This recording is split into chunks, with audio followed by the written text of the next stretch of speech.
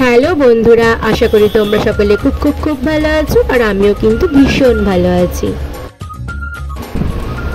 আর এই ভিডিওটা হচ্ছে বুধবার দিনকে আমরা নন্দনকানন গেছিলাম, মানে হচ্ছে চিড়িয়াখানায়। আমরা কিন্তু সেদিনকে খুব সকালবেলা ঘুম থেকে উঠে ব্রেকফাস্ট করেই কিন্তু ঘর থেকে বেরিয়ে পড়েছি নন্দনকাননের উদ্দেশ্যে। কারণ হচ্ছে পুরী থেকে নন্দনকানন যেতে কিন্তু প্রায় 2-2.5 ঘন্টা লেগে যায়, তাই জন্য। আর এখানে দেখতে পেলে দাদা ভাইয়ের স্কুটি নিয়ে নিয়েছে। বেশ অনেকটা রাস্তা অতিক্রম করে এসেছি।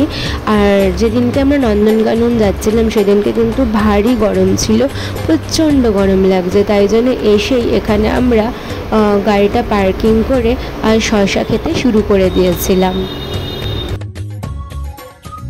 আর আমরা কিন্তু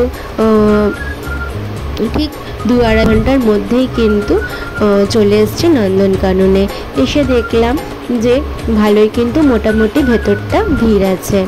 তারপরে এখান থেকে আমরা কিছু ঠান্ডা জল, চিপস, কোল্ড ড্রিঙ্কস কিনে নিয়েছিলাম, যেহেতু ভেতরে অনেকটা সময় লাগবে তাই জন্যে। এখন চলো তাহলে ভেতরে প্রবেশ করা যাক।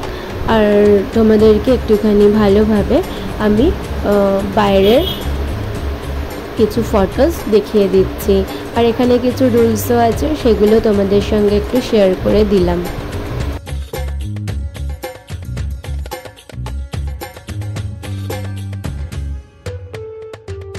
এখানে কিন্তু গার্ডের ব্যবস্থাও আছে, তোমরা গাড়ি নিলে গাড়িও নিতে পারো, আর সাফারি করলে কিন্তু সাফারিও করতে পারো।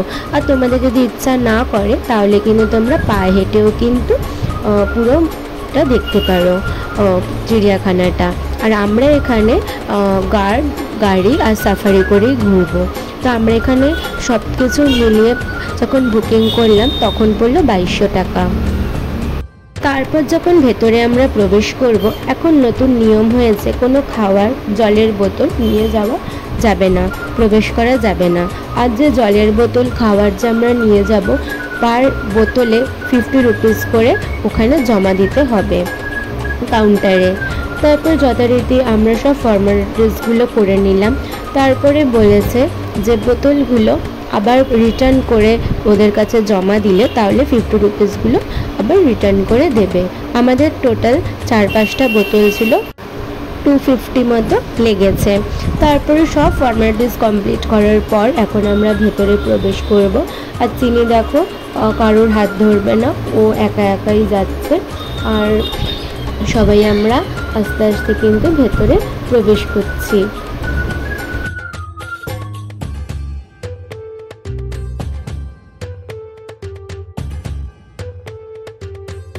তারপর যখন প্রবেশ করলাম ভেতরে, তখন আমরা আমাদের গাড়িটাকে খুঁজছি, কারণ এবার আমরা গাড়ির মধ্যে উঠে আর ঘুরবো। আজকে আমি সারাদিন কিভাবে নন্দনকাননে কাটালাম সেটা তোমাদের সঙ্গে আজকে আমি শেয়ার করছি।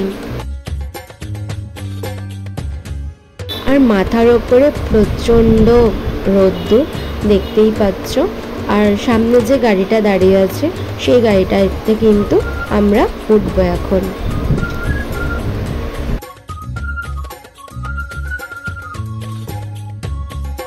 সবাই গাড়িতে বসলাম। এবার আমরা চলে এসেছি আমাদের ডেস্টিনেশনে। এখন আমরা যাব নানান ধরনের পশু পাখি দেখতে। এবার গাড়ি থেকে নেমে গেলাম। যেহেতু খুব গরম আর রোদ্দুর, তাই জন্য আমার শ্বশুর আর শাশুড়ি বললো আমরা আর হেঁটে দেখবো না, তোমরা যাও। তারপর এখানে দেখো, তোমাদের তখন দেখানো হয়নি, এরকমভাবে কিন্তু বোতলে ট্যাগ লাগানো হয়েছে। এই ট্যাগটা উঠে গেলে কিন্তু ওরা কিন্তু আর 50 রুপিস দেবে না, এটাই কি আমাদের জমা দিলে কিন্তু 50 রুপিসগুলো রিটার্ন করবে। সেই দূরে দেখো একটা নাকি বন্য ইঁদুর, ওইটা খুব বড়, খুব সুন্দর কিন্তু লাগছিল। তারপরে আমরা এখানে চলে এসেছি সেই দূরে একটা শিম্পাঞ্জি। তারপরে ওটা দেখা কমপ্লিট করার পর আমরা চলে এসেছি এবার হিপ্পোপটেমাস দেখবো বলে, জলহস্তী। এবার দেখো আজ যেহেতু ওদেরকে খেতে দিয়েছিল তাই জন্য কিন্তু ওরা জল থেকে বাইরে বেরিয়ে এসেছিল। এরা নাকি 2 ভাই বোন।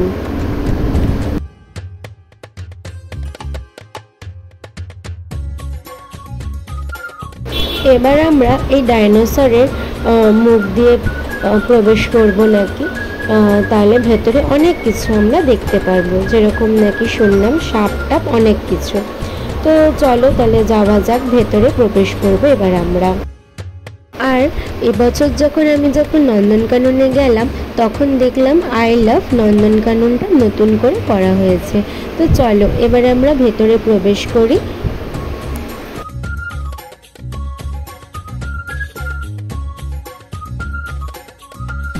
ভেতরে যখন প্রবেশ করলাম চিনি কিন্তু খুব এক্সাইটেড, কারণ বিভিন্ন ধরনের ওর রাইনো দেখতে পাচ্ছে, আর রাইনো রাইনো করে ওদেরকে কিন্তু ডাকছেও। আর এখানে কিন্তু সবাই ফটো ভিডিও সব কিছু করছে।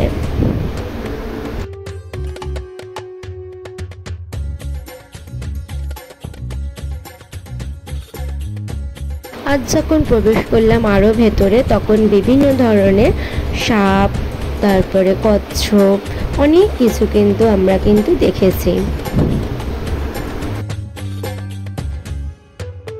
তোমরা যারা আমার চ্যানেলটাকে এখনও সাবস্ক্রাইব করোনি প্লিজ সাবস্ক্রাইব করে দিও, লাইক শেয়ার কমেন্ট করে অবশ্যই জানিও ভিডিওটা তোমাদের কেমন লেগেছে।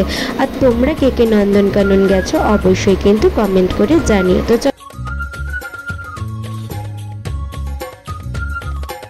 এবার কিন্তু আমাদের ভেতরটা কিন্তু ঘুরে মোটামুটি দেখা কমপ্লিট। এবার আমরা বাইরে বেরিয়ে আসবো। আর দেখো, আর আমি না ফার্স্টে বুঝতে পারিনি যে এখানে একটা গোয়ারকেল শুয়ে আছে।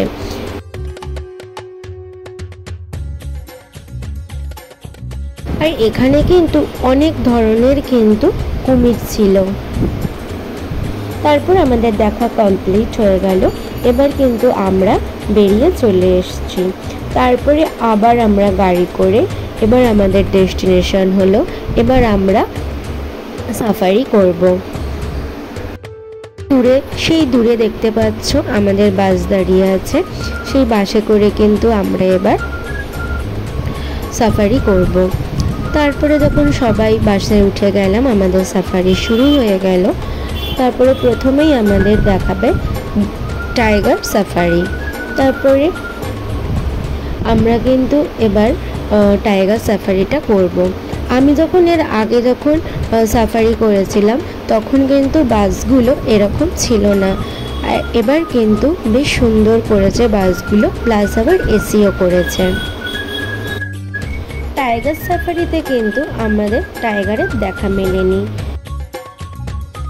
এবার আমাদের লায়ন সাফারি হবে। বেশ অনেকটা যেতেই দেখলাম দুটো সিংহ শুয়ে আছে, একজন শুয়ে আছে, আরেকজনের গা পরিষ্কার করে দিচ্ছে। বেশ কিন্তু কাছ থেকে আমাদের দেখা মিলল।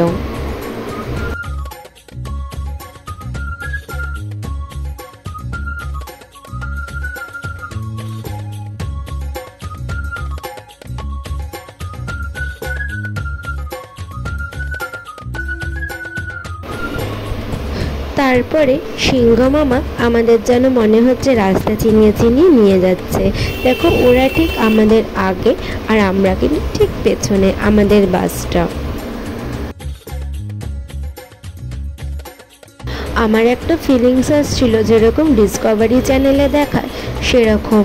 আর এত কাছ থেকে যে দেখা মিলবে সিংহ মামার কোনোদিনও ভাবতেই পারিনি। আর ঠিক এরকমভাবে যে রাস্তা দিয়ে যাবে আর আমাদের বাসটা থাকবে ঠিক পেছনে।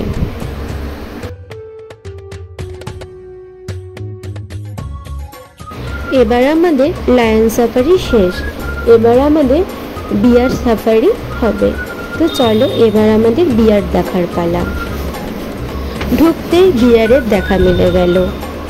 অনেক দিন পর একটা ভাল্লুক সামনে থেকে দেখলাম। দেখা কমপ্লিট হয়ে গেল। এবার আমরা চলে এসেছি হরিণ দেখার পালা।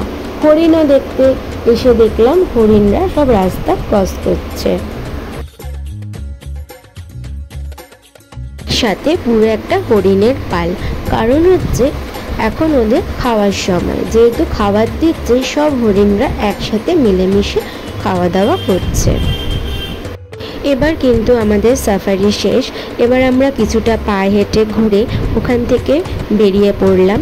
তখন কিন্তু ঘড়িতে বাজে প্রায় 4:30, কারণ আমরা এবার একটা ভালো হোটেল দেখে আমরা কিন্তু এবার খাওয়া দাওয়াটা কমপ্লিট করে নেব, দিয়ে আমরাও কিন্তু আবার রুমে ফিরে যাব। তো চলো আমি আমার ভিডিওটা এখানে শেষ করছি, টাটা।